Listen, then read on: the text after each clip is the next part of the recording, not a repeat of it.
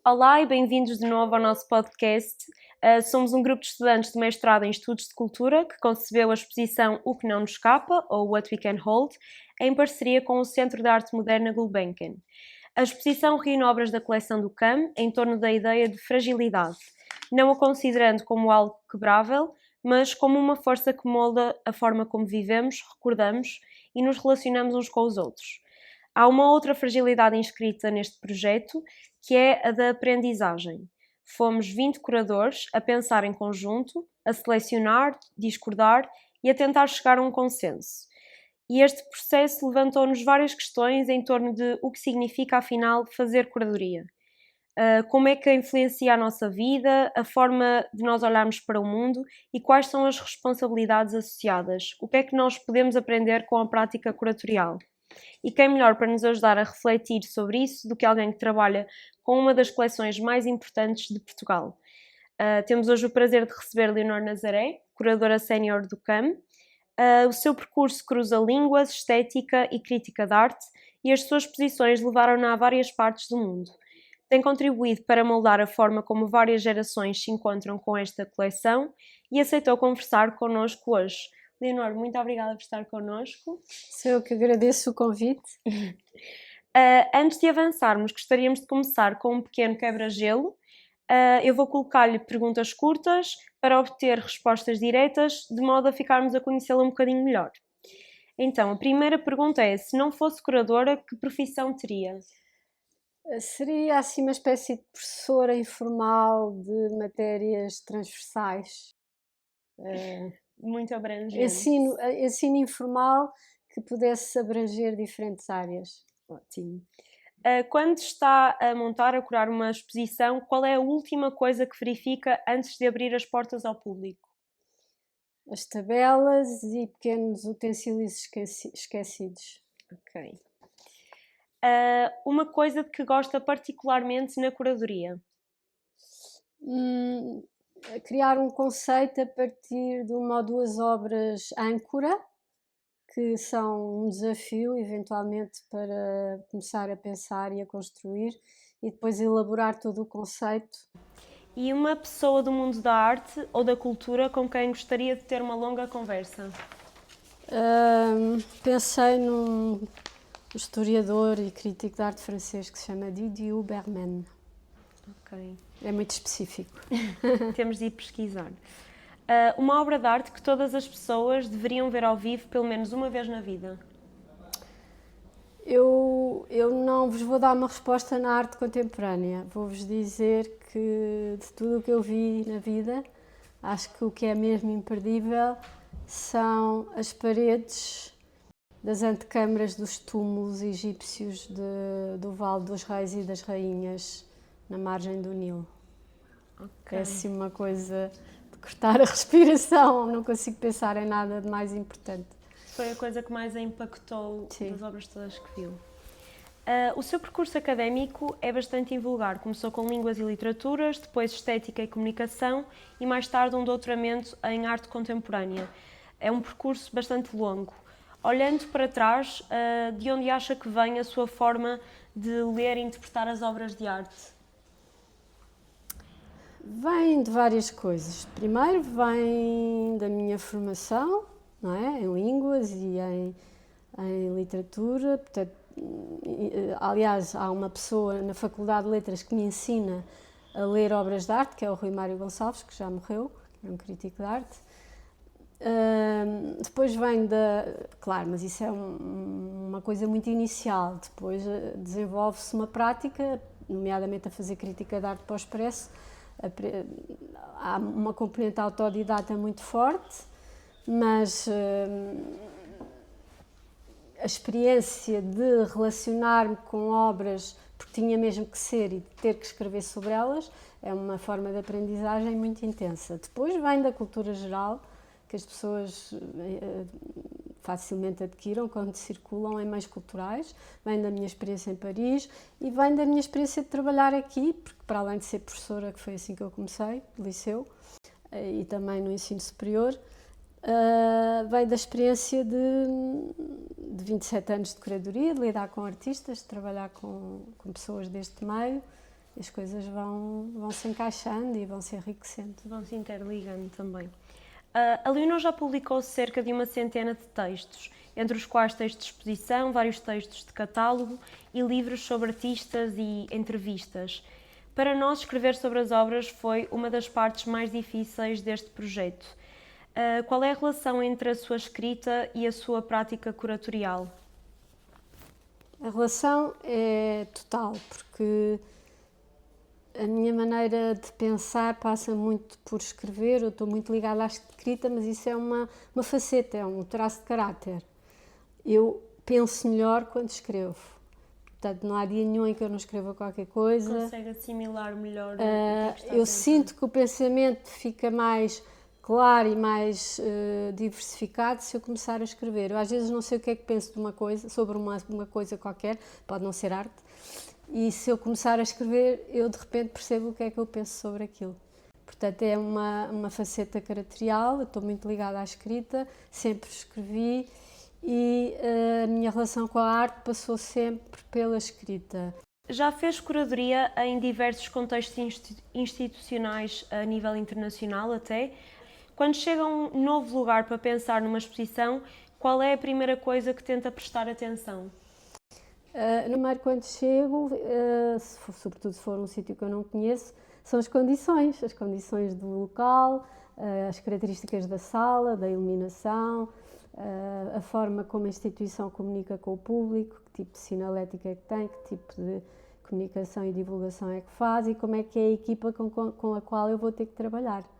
Portanto, as características, os perfis, as expectativas, e tentar que a sinergia seja o mais fluida possível. Ok. No nosso projeto curatorial, nós éramos 20 pessoas a tentar conceber uma exposição em conjunto. A partir da sua experiência, quais é que são os riscos de uma curadoria coletiva com tanta gente envolvida? Eu nunca fiz. Nem é vulgar ou habitual haver curadorias de 20. Isto é uma situação de escola, não é? Porque as turmas têm 20 pessoas, mas não se fazem curadorias de 20 pessoas. O máximo que fiz, na minha experiência, o máximo fomos 4 ou 5 curadoras, 4 ou 5, que fizemos uma exposição da coleção que se chamou Histórias de uma Coleção, em 2022, na galeria principal da sede. Mas porque era sobre a coleção e as curadoras todas do CAM juntámos e fizemos. Mas foi mesmo uma exceção. O máximo que eu fiz foi com mais uma ou 2 pessoas, mas quase sempre só mais uma, e é muito difícil, porque tem que haver muita cumplicidade.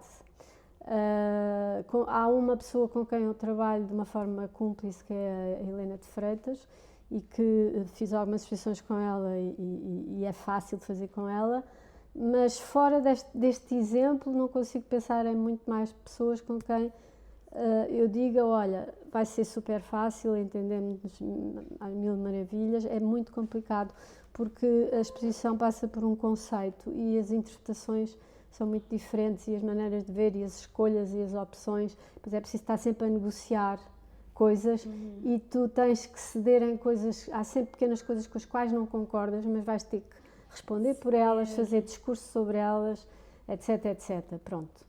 Também isto é equiparável a outras situações na vida em que se tem que negociar e ceder coisas. De qualquer maneira, eu penso que no vosso caso foi uma situação pedagógica. A professora terá assegurado uma espécie de unidade, não é?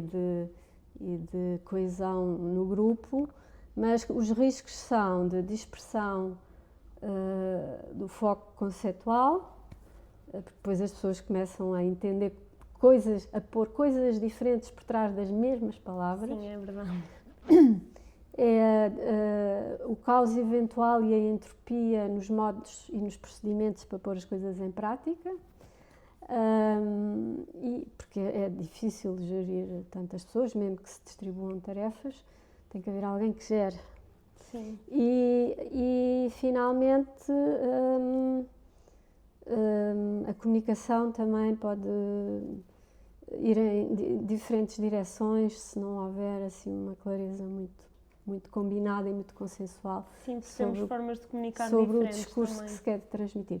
Não é que isso seja muito grave, porque à partida, se há várias pessoas a comunicar sobre um evento, quem ouve ou quem recebe conta com o facto de cada personalidade a comunicar tem o direito de ser idiosincrática e individualizada, mas o perigo, para responder à pergunta, é o da dispersão e da falta de unidade. É verdade, relacionei-me com várias coisas de que falou. Também tivemos a experiência de inserir obras da coleção do CAM no nosso próprio enquadramento sobre a fragilidade. Concedemos novas leituras que já tinham sido interpretadas por outros curadores, incluindo a Leonor, que já tinha sido curadora de algumas exposições em que incluíam obras com que já tínhamos trabalhado, e por vezes isso pareceu-nos um bocado presunçoso, estarmos a reinterpretar ou a dar uma nova leitura a algo que já tinha sido interpretado por outros curadores. Há alguma coisa com que uma jovem curadora deva ter especial cuidado quando trabalha com uma coleção que está assim tão consolidada? Não há presunção nenhuma, as obras não estão congeladas em interpretações, era só o que nos faltava, não é? Nem pertencem a ninguém, nem sequer do ponto de vista da interpretação ou da malha interpretativa que se pode aplicar, não pertencem rigorosamente a ninguém, nem sequer ao museu. O museu pode ter as suas propostas, mas são apenas propostas de leitura, de mediação, que depois outros curadores e outros olhares críticos vão renovar e enriquecer com outras coisas. Portanto, o ideal é que esteja sempre tudo em aberto em relação à recepção, não é? Okay. Porque as obras em si não interessam nada, o que interessa são as pessoas neste mundo. Qual é que é o interesse de uma coisa que é matéria inerte, não é? Que é um objeto, se não for para dar vida ao mundo de sensações e de ideias das pessoas? Tudo isto é feito de pessoas e porque há pessoas. Portanto, se o foco forem as pessoas, ou seja, os públicos, é forçoso que reconheçamos que o que interessa mesmo são as pistas, a abertura permanente, o espaço aberto para a leitura desviante, para o mundo que cada um traz ao encontro da obra, porque nós olhamos para as coisas sempre com os olhos daquilo que trazemos, das nossas experiências, da nossa cultura, da nossa vivência, dos nossos traumas, eventualmente, das nossas preocupações, das nossas pesquisas. Portanto, é impossível que não seja assim. Cada pessoa traz um mundo inteiro para um olhar. Uhum. E, no fundo, isso é a única coisa que interessa. Portanto, a pretensão não há nenhuma, faz parte, o exercício é mesmo esse. E agora, claro que se uma pessoa ou 20 querem trabalhar sobre uma coleção, é por dentro de conhecer a coleção, é por dentro de estudar um bocadinho essa coleção e tentar perceber, quando há uma seleção, uma lista de obras escolhida, tentar perceber melhor para cada caso, para cada artista, para cada obra, se realmente aquilo faz sentido no conceito que foi criado e no conjunto que se vai elaborar, trabalhar num espaço, porque depois o espaço e a convivência formal das coisas também é muito importante. Não basta que bata certo com o conceito, tem que... Sim, as obras também têm que conversar bem umas com as outras visualmente, não é? Por exemplo, nesta exposição na Católica, aquela sala é uma grande restrição, porque não é muito espaço. Sim, é um espaço limitado. E claro, vocês quiseram escolher um determinado número de obras e depois é difícil, porque elas realmente são importantes para o que vocês queriam dizer, e é difícil fazer coexistir tudo aquilo num espaço tão restrito, mas pronto, era o que havia, não é? Mas enfim, é bom que se estude minimamente aquilo que se está a expor, mas depois tem que haver uma espécie de alegria no facto das coisas serem possíveis sempre de outra maneira. Dar esse espaço para também haver alguma liberdade.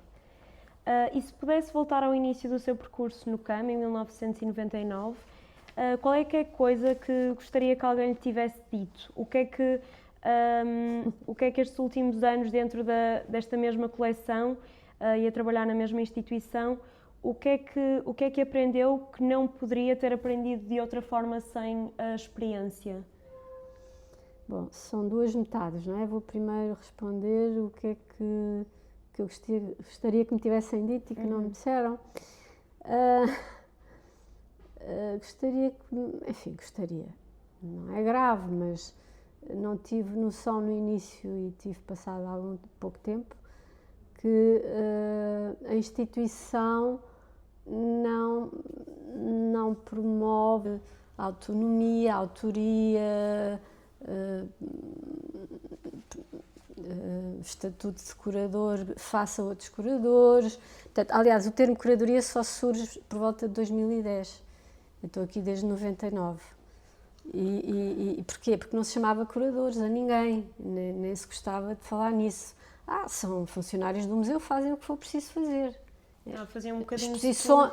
Não era só porque fazíamos exposições e outras coisas, porque hoje em dia também fazemos outras coisas. Porque a vida do museu implica muita coisa, não é? Empréstimos de obras, aquisições, grupos de investigação, coordenação de projetos, há muitas coisas a acontecer para além das exposições. Mas era porque não se lidava bem com o termo. Dizia-se comissário ou comissariado em vez de curador e curadoria, mas era para os de fora, os de dentro não eram pessoas do museu que trabalhavam. Eu lembro-me de querer ter um cartão, quando havia aqueles cartões que se dava de apresentação profissionais, e eu pedi para pôr curador e não me deixaram. Portanto, isto nos anos 2000, no início da primeira década dos anos 2000. Mas, pronto, depois devagarinho a coisa lá se foi instalando. Hoje em dia, claro que assumidamente somos curadores, mas os diretores têm muitas suas agendas, a sua programação, as suas linhas diretrizes e ok, há espaço para sugestões, não é isso que eu estou a dizer, que não haja, mas não é muito importante haver assim uma autonomia marcada do curador dentro da instituição. Em termos de programação ou de assinatura, etc, etc. Bom, isso espantou-me, digamos, mas também não é grave. Depois, o que é que eu aprendi? Aprendi imensa coisa, aliás, aprendi quase tudo, porque eu antes disso não era curadora, antes de entrar para aqui. Era professora do ensino secundário e superior, mas não era curadora, era crítica de arte. A transição do ensino para aqui foi a crítica de arte, que eu fiz durante uns 6 anos no Expresso. E depois, quando fui convidada pelo Jorge Mulder, que foi o meu primeiro diretor, agora já vou no 5º diretor, mas quando fui convidada pelo Jorge Mulder foi porque ele gostava do que eu escrevia. Não havia curadoria no meu currículo. Mas aprendi muito sobre a arte portuguesa, porque eu não era de História da Arte, não é? Tinha tido cadeiras relacionadas com a arte do século XX na Sociedade Nacional de Belas Artes, a própria Faculdade de Letras tinha assim umas cadeiras opcionais nessas áreas e que eu fiz, mas eu não tinha feito História da Arte, portanto aprendi muito sobre a arte portuguesa do século XX, aprendi, portanto, moderna e contemporânea, aprendi que a importância de quase tudo é muito, muito relativa. Quando estamos mergulhadas nas coisas achamos que são super importantes, mas não são, tudo passa, tudo tem importância na altura em que há dinâmicas com o público, mas depois ou ficam catálogos, por exemplo, ou se não há publicações não fica nada disso, mas ficam as experiências educativas, as experiências de conversas, as experiências de encontro com as expressões, são consequências que nós não conseguimos medir, porque o público, a experiência que teve com uma exposição, tu não consegues medir. Sim, o que é que foi. A memória das pessoas que visitaram a exposição. A memória, o que é que isso fez nelas, se transformou um bocadinho as ideias delas ou qualquer coisa da vida delas ou não. Às vezes só se nota 5 anos depois ou 10 anos depois, não é suscetível de ser avaliado. Portanto, aprendi que de facto o que importa mesmo é centrar os esforços naquilo que é o usufruto pelos públicos E por isso dou muita importância à mediação também, que é muito forte neste museu.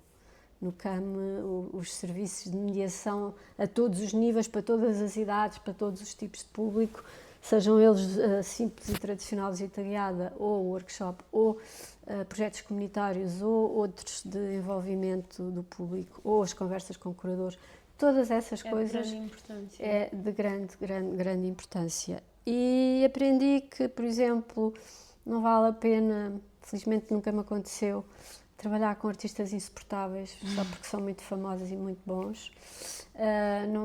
São experiências humanas desgastantes, a energia vai-se a aturar, entre aspas, pessoas difíceis. Nunca aceitei fazê-lo, fui sempre escapando assim por entre a chuva. Conseguia sempre fugir dessas situações. E aprendi o que é mais, tudo é efêmero, tudo é efêmero. Depois a história trata, não é? Também tenho alguns projetos, por exemplo, eu coordeno o catálogo que faz a história de todas as exposições de arte da Fundação Gulbenkian desde que ela existe. Já estão, é uma espécie de um catálogo raisonné, não sei se sabem o que é que isso quer dizer. Raisonné é um termo francês, mas significa um catálogo, quando se faz para um artista é tudo o que tentar encontrar toda a obra que ele fez, reunir mesmo tudo de uma forma cronológica e organizada e histórica. Um raisonné de exposições é um catálogo, mas neste caso só digital, que faz a história de todas as exposições de arte da Fundação Gulbenkian. Que engloba tudo e depois coloca cronologicamente. E que tem, não é cronologicamente, porque a busca é random.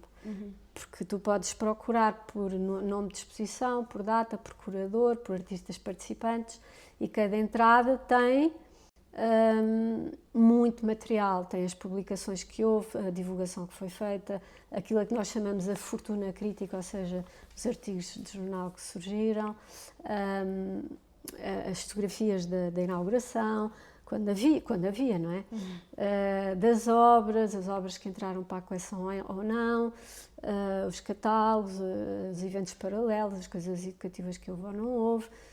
É um trabalho muito complexo. É um trabalho gigantesco e tem sempre um texto de um investigador a explicar tudo, como é que foi o processo da exposição. Portanto, e se quiserem saber, chama-se História das Exposições de Arte da Fundação É uma ótima Gulbenkian. recomendação para porque é uma mina, tem todas as exposições desde 1956, ainda nem havia o edifício da sede e já construído e já se estava a fazer exposições. E está atualizada até 24 e depois agora estamos sempre a fazer os 2 últimos anos, digamos assim.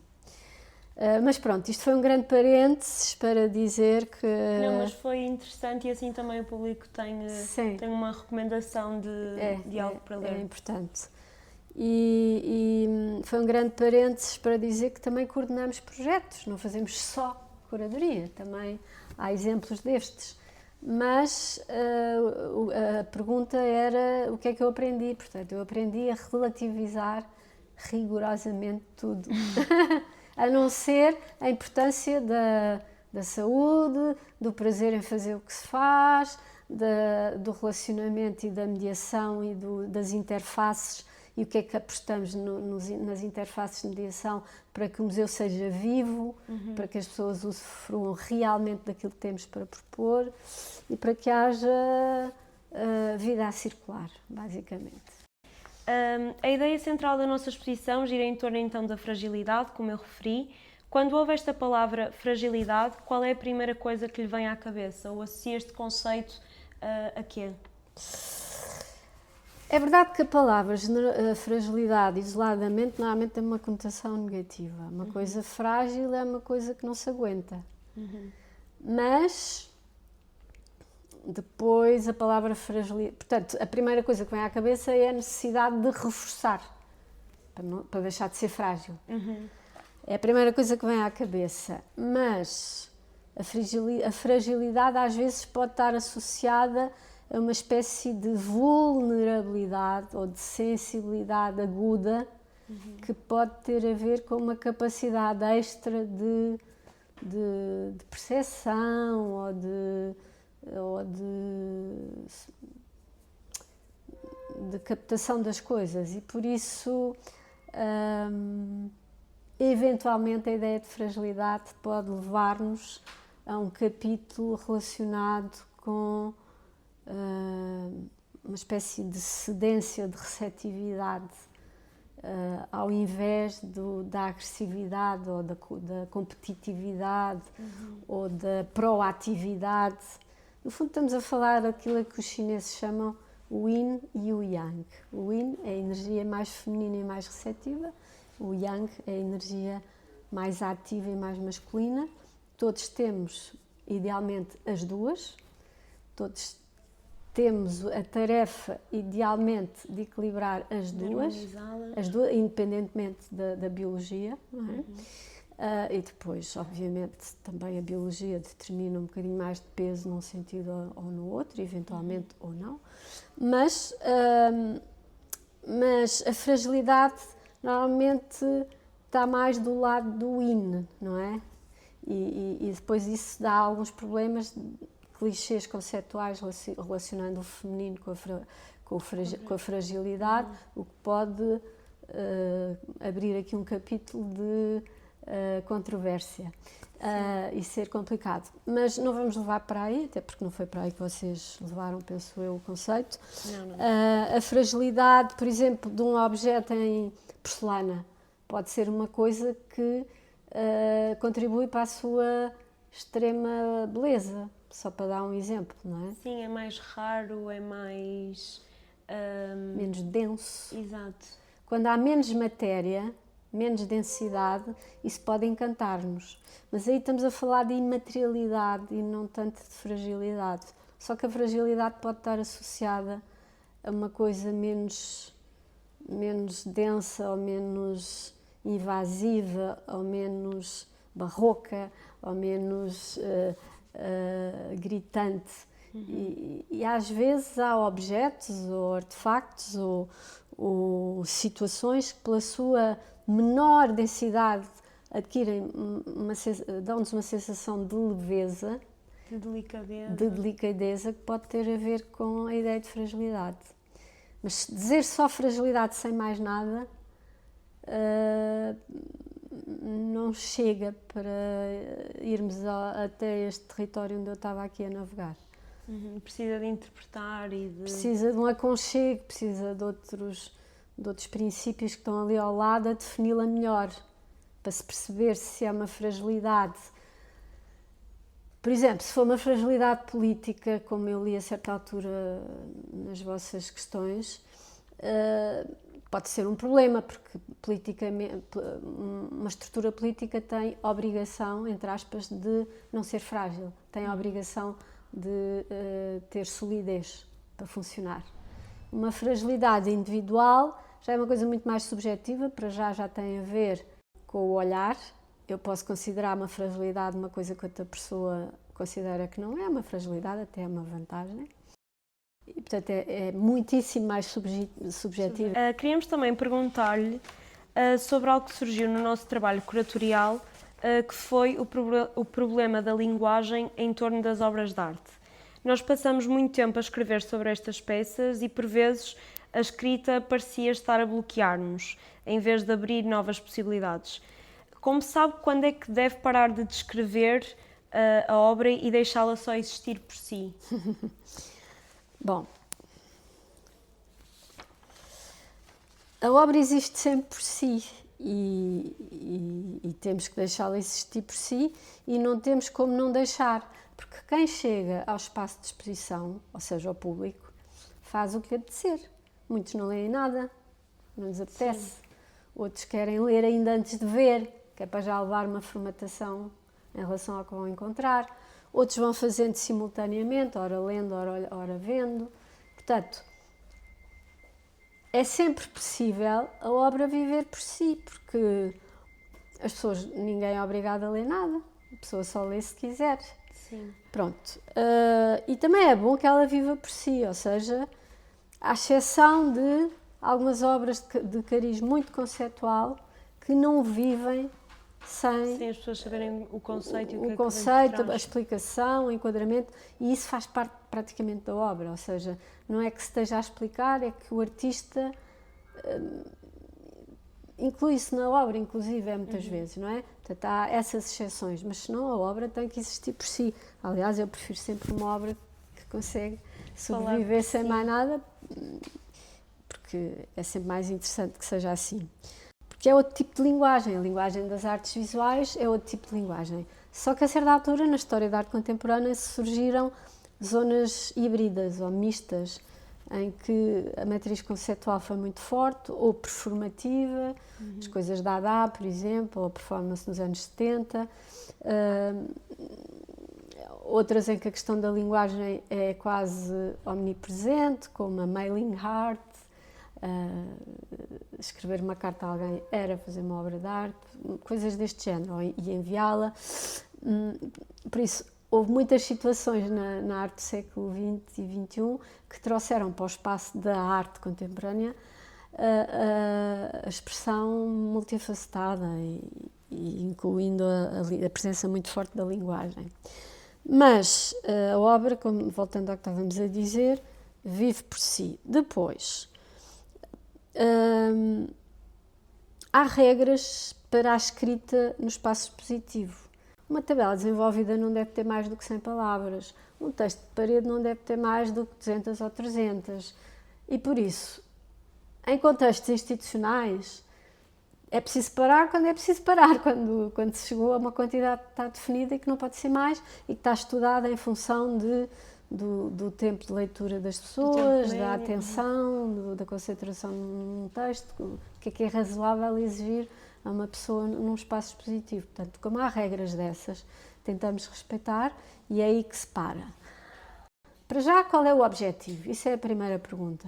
Para não no que eu vou dizer ou no que eu vou escrever, qual é que é o objetivo? É para responder a quê? A que expectativa ou a que necessidade? Qual é o objetivo? E vou modelar a quantidade e a qualidade em função desse objetivo. E é aí que as coisas param, porque isto não pode ser tudo em roda livre, não é? Depois, quando é aquela ideia de quanto menos palavras melhor para a obra significar sem ter que ser explicada, depende. Há obras que precisam, outras que não precisam. Há pessoas que precisam, outras que não precisam. E depois, por exemplo, uma pessoa como eu, que é muito ligada à escrita e toda a vida se relacionou com a arte a partir e através da escrita, é quase impossível que isso não apareça. Mas isso sou eu. Pois há outras pessoas que não, mas quer dizer, mas agora ainda até uma coisa mais específica dentro da vossa pergunta é, quando eu estou a escrever sobre uma obra ou uma exposição, quando é que eu paro de descrever? Em princípio eu não vou descrever, justamente, eu vou tentar fazer outra coisa. Pode haver um bocadinho de descrição, mas o principal, e um texto só é mais interessante, se não for estritamente descritivo. Escrever sobre arte não é descrever, é interpretar, é dar pistas de interpretação, de mediação, de abertura do universo, etc. Portanto, aí assumidamente há uma autoria e a pessoa está a dizer, olha, a partir do mundo que me habita, da cultura que eu pude atravessar e adquirir, das experiências que eu tenho, isto é o subentendido, não é? Não se vai escrever isso, eu proponho que olhar para isto seja a partir deste ponto de vista e deste e deste. E é uma proposta individual, mais do que descrever. Agora, por exemplo, se eu estiver a fazer uma notícia, já não é uma crítica, já não é um ponto de vista. Isso são regras do jornalismo. A notícia não é opinião, é dar factos. E, portanto, numa notícia eu vou dizer, na Bienal de Veneza, e tentar ser imparcial, de onde eu vim ontem, havia este pavilhão onde estava isto e isto, e aí eu sou descritivo, que é para dar factos. Tende a adaptar também. Mas é uma notícia, não é um texto de crítica.